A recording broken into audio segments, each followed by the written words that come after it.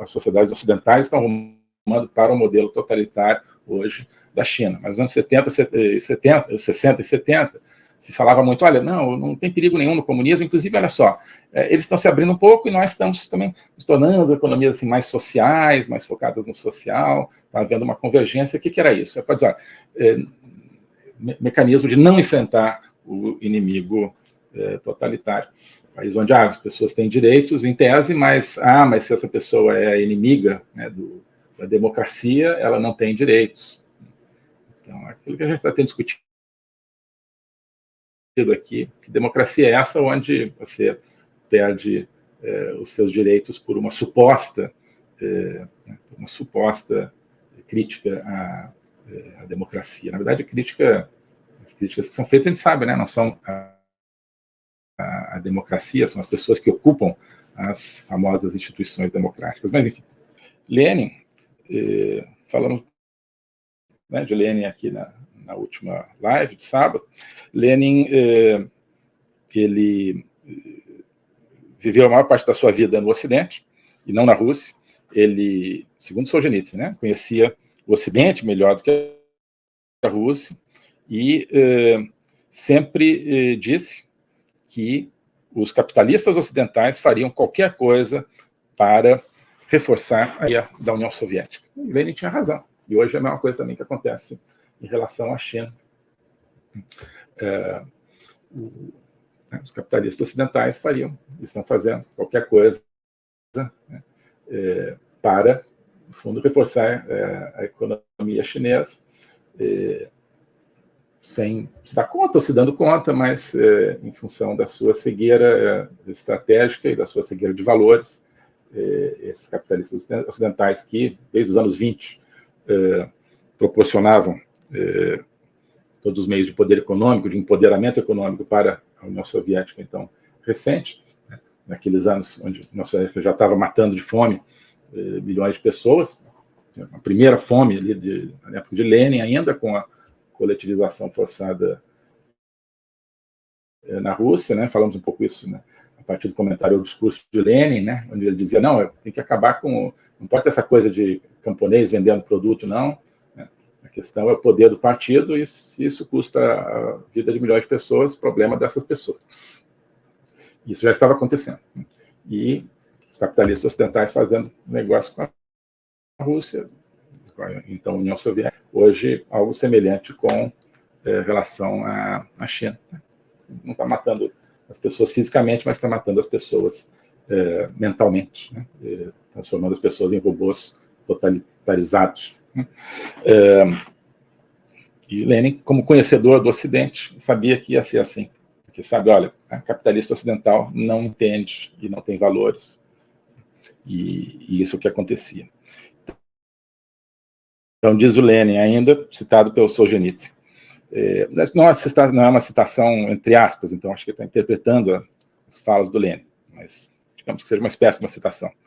Então, Lenin dizendo, os capitalistas ocidentais, vão competir um com o outro, né, para nos vender os bens mais baratos e para vendê-los o mais rápido possível, né, para que enfim, a competição vai ser entre eles, né, para quem vende mais barato para os soviéticos, quem beneficia mais os soviéticos, né. Continuava Lenin, eles nos trarão tudo, eles mesmos, sem pensar no próprio futuro deles, né.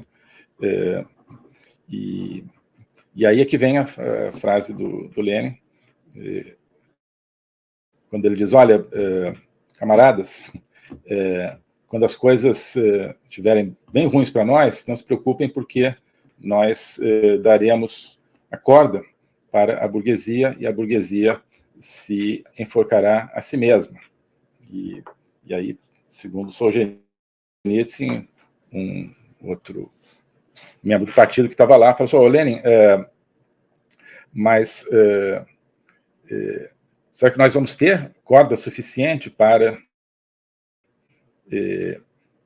enforcar toda a burguesia? E o Lenin responde, eles nos venderão a corda eles mesmos. Então, essa frase é famosa, né, que os próprios capitalistas venderão aos comunistas a corda com a qual os capitalistas depois serão enforcados, o que está acontecendo hoje com o Ocidente, e não só com o Ocidente, né? Ou seja, com o Ocidente, mas não só com o Ocidente no sentido assim, as grandes lideranças, não. Entrando um pouco na nossa seara nacional, a questão da direita brasileira, né, que está comprando do Dugin, né, a corda ideológica com a qual ela própria vai se enforcar, né, porque ela está conseguindo identificar a realidade das coisas e os seus próprios interesses, onde é que eles estão. Então, isso é muito presente em tudo que tem a ver com o comunismo. Essa noção de que os poderes em sociedades democráticas, com economias de mercado, eles são estrategicamente cegos sobre o que significa o comunismo, ou sobre o que significa um projeto totalitário, né, onde a gente inclui a Rússia de hoje. Vamos falar um pouco disso aqui. Então, os poderes ocidentais não entendem os poderes totalitários e eles proporcionam aos poderes totalitários os instrumentos de poder, né, que um dia permitirão ao totalitarismo se impor nos países democráticos. Essa é uma base de relacionamento entre democrático e o totalitário. Está um pouco na natureza das coisas, né? Mas dá para superar se as pessoas, né, começarem a pensar um pouco. Então, enfim, então depois tem toda a época depois da Segunda Guerra, quando existe uma certa agressividade na União Soviética em relação ao Ocidente, o famoso discurso do Khrushchev, dizendo nós vamos enterrar vocês, dizendo para o Ocidente. Mas o Solzhenitsyn já escreve numa época diferente, fala, agora tem a détente, né? Détente é o destendimento. Seria, então, o relaxamento de tensões, tudo aquilo que começa ali, justamente no finalzinho dos anos 60, começo dos anos 70, na época do Nixon, sobretudo, que, né, é um jeito de terminar com a guerra do Vietnã, de maneira desonrosa, como o próprio Solzhenitsyn aponta aqui, uma coisa que estava acontecendo naquele momento, né, mas então, desiste, né, de enfrentar o comunismo ali na Ásia do Sudeste, né, não desiste em toda a parte, mas dá uma boa relaxada, muito por influência do Kissinger, e então se cria esse clima de um relaxamento de tensões, né, de uma détente. Mas o que o Solzhenitsyn diz é que é a mesma coisa, que a détente, no fundo, faz parte do mesmo espírito agressivo, só que até mais nocivo, porque não é notado. Ao mesmo tempo em que a União Soviética dizia nós vamos enterrar vocês, o Ocidente não conseguia ver a União Soviética como a ameaça que ela era. E continuava ajudando daqui e dali. Mas, sobretudo agora, diz ele, que é détente, agora que eles não estão enxergando mesmo. Ele diz, olha, agora nós, lá na União Soviética, nós nos tornamos mais inteligentes. Agora, perdão, eles, né? Está dizendo eles. Ou seja, os líderes soviéticos. Agora eles se tornaram mais inteligentes. Agora eles não dizem, nós vamos enterrar vocês, agora eles dizem détente. Mas ele diz, nada mudou na ideologia comunista. As metas são as mesmas que sempre foram. Mas, em vez do inábil Khrushchev, que não conseguia segurar a sua língua, agora eles dizem détente. E isso tem muito a ver com a minha experiência na diplomacia. O diplomata adora esse tipo de palavras, né? Détente, né? Entendimento, né? Criação de consenso, criação de confiança, espaço de diálogo. Tudo isso é muito prezado no mundo diplomático, o que tá bem, como um instrumento, né? Diálogo, mas diálogo para quê? Mas essas coisas se tornam, né, no pensamento diplomático, fins em si mesmos e como se fossem bens em si mesmos. E os diplomatas, né, que só pensam nisso, acabam vivendo num mundo paralelo, né? Num mundo onde, pô, legal, que a Rússia está, né, a União Soviética, no caso, na época, está mais tranquila, vamos ficar mais tranquilo também. Eles não são tão comunistas assim, né? Nós também não somos tão capitalistas assim, talvez alguém pensasse, né? Então, falava-se muito dessa coisa da convergência dos dois tipos de sociedade naquela época. Essa convergência está acontecendo hoje, né? E não é uma convergência, na verdade, as sociedades ocidentais estão rumando para o modelo totalitário hoje da China. Mas nos anos 60 e 70, se falava muito, olha, não tem perigo nenhum no comunismo, inclusive, olha só, eles estão se abrindo um pouco e nós estamos também nos tornando economias assim, mais sociais, mais focadas no social, está havendo uma convergência. O que era isso? Pode dizer, mecanismo de não enfrentar o inimigo totalitário. Então, mas só voltando, isso sempre me impressionou, e cada vez mais essa diferença entre o mundo em que vivem os diplomatas e o mundo em que vivem as pessoas reais, né? As pessoas reais, naquele caso, estavam sujeitas às perseguições da KGB, hoje estão sujeitas a todo tipo de perseguição em diferentes regimes, né? Venezuela, por exemplo, né? Sujeitos a regimes completamente tirânicos e criminosos. E no mundo diplomático, assim, poxa, legal, olha só, o Maduro fez um gesto aqui, dá para a gente conversar. Muito importante é manter os canais de diálogo, enquanto está o totalitário lá, né, descendo o cacete. Mas os diplomatas não estão nessa linha de frente. Então, né, só para mencionar isso. Bom,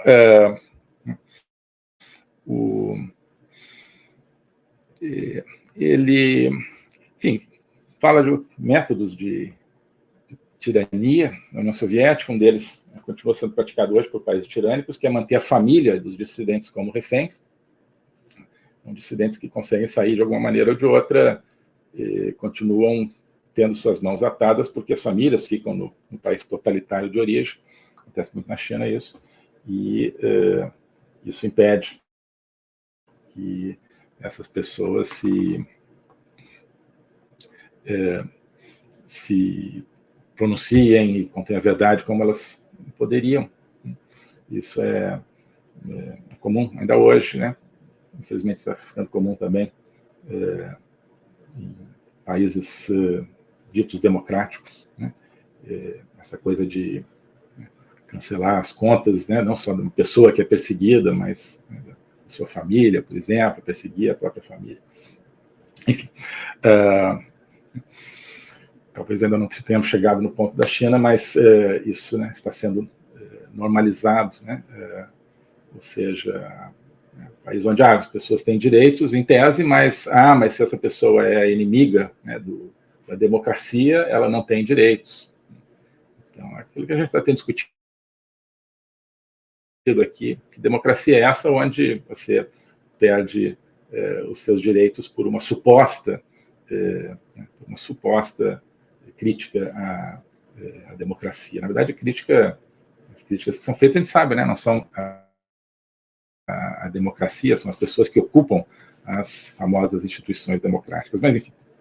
O globalismo existe, é uma coisa concreta. Ele é composto pelo Great Reset, do Fórum Econômico Mundial, pelo projeto hegemônico da China, pelo programa de manipulação e conquista da América do Sul pelo Foro de São Paulo e outros elementos. E esses elementos, eles atuam uns em benefício dos outros, sempre, principalmente através do controle da linguagem, porque o controle da linguagem é o controle do nosso pensamento. Então nós estamos tendo o nosso pensamento reprogramado, e essa reprogramação vai contra a nossa liberdade, vai contra a essência do ser humano. Isso é o globalismo. Com base nesse estudo, nessa experiência, é que eu criei o curso de Logopolítica.